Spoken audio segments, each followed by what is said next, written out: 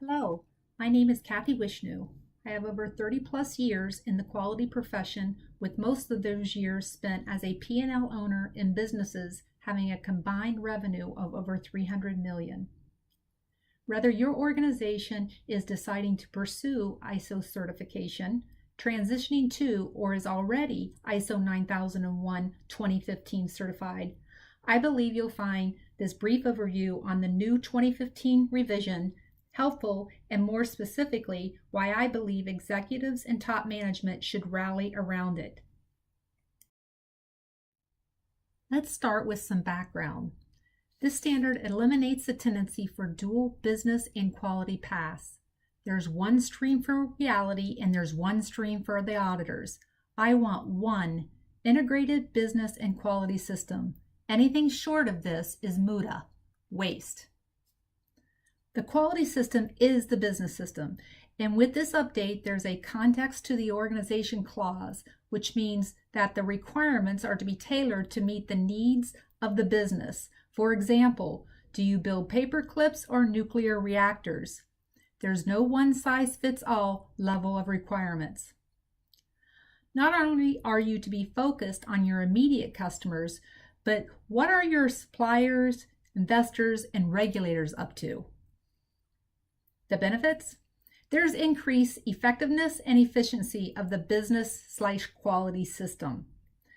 With a process approach and the engagement of the people to explicit requirements of the standard, you'll have increased collaboration and communication from top to bottom and across the enterprise. One team, one mission. With a knowledge sharing requirement, your organization will be poised and eager to take on that new technology. That's if they haven't already done so. All this leading to increased profits and reduced costs. The standard is made up of 7 clauses and shaped around the plan, do, check, act framework, which enables the organization to ensure its processes are adequately resourced and managed and that opportunities for improvement are identified and acted on, proactively and with intention. With the 7 clauses wrapped around the PDCA cycle, the standard is based upon the 7 quality management principles.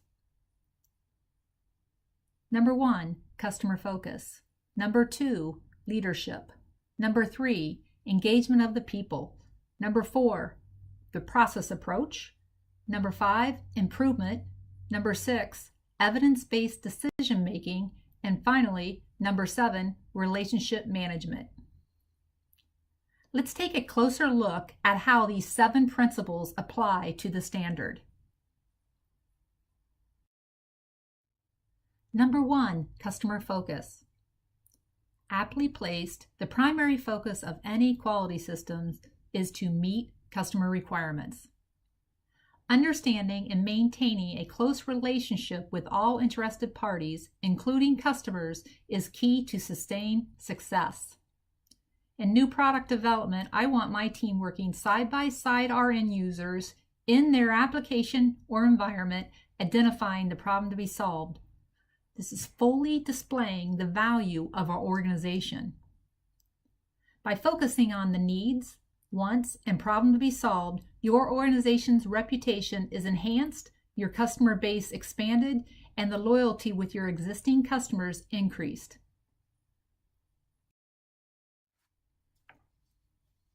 A major change with the 2015 revision is the increase in requirements for the organization's leadership team, as reflected in the fact that the requirement for the management representative has gone away. As mentioned earlier, the quality system equals the business system, and leadership is expected to provide unity of purpose, strategic direction, and engagement. Yes, we as leaders are rolling up our sleeves and modeling the expectations we have of our team. We're walking the talk. With active involvement by leadership, strategy, policy, processes, and resources are aligned and pointing true north. The third quality principle is for leadership to ensure the engagement of the people at all levels and areas across the organization. Leadership is not only to ensure the people are engaged, but that they are competent, that is to say that they're developed and empowered and being provided a certain degree of autonomy. The blame game has no room here. With a competent, empowered, and engaged workforce, the organization can expect low turnover, knowledge sharing, and a high trust culture. Increased trust equals increased speed and lowered cost. Within the PDCA framework and by identifying the few key processes, the organization can achieve consistent and predictable results more effectively and efficiently. For each key process, who are the suppliers of the inputs? How are the inputs transformed? And what is the desired output? When the key processes are understood in this framework that we refer to or call the SIPOC, and following the PDCA cycle, interested parties will have confidence in the organization, and the organization will have increased agility and responsiveness to the changing needs of their customers. Unlike previous versions, 2015 recognizes breakthrough improvement as well as the widely known expectation of continuous improvement. As you plan, do, and check an organization's needs to take action and create opportunities, leading to the increased probability of meeting goals and objectives and the decreased probability of negative results. The payoff? A culture focused on problem solving and innovation, a thought leader in the marketplace. Further driving home the thought leader and problem solving mindset, the organization will naturally shift to decision making based upon facts, analysis, and evaluation. This approach invites cross-functional discussion, which again strengthens organizational alignment.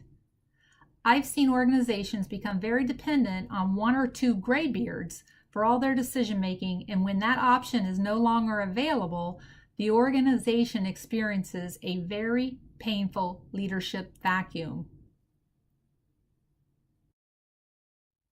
The last quality principle we'll talk about is relationship management of those interested parties, such as customers, suppliers, standards bodies, and regulators.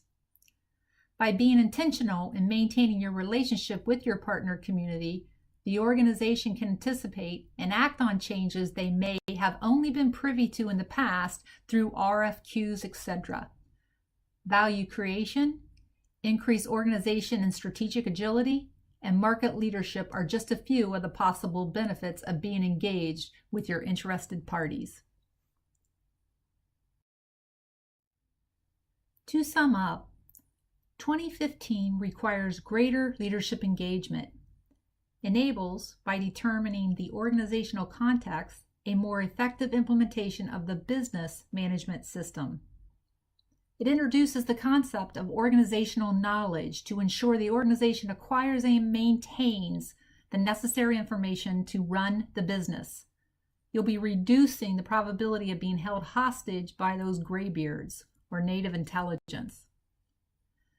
Finally, and not mentioned earlier, this standard includes service organizations in a much more user-friendly manner. All of this leading to these organizational benefits: improved risk control with tailored requirements based upon the context to the organization. Recall the paper clips versus the nuclear reactor example I mentioned earlier. You'll have improved customer satisfaction, retention, and loyalty by focusing on their needs and managing the relationships with intentionality.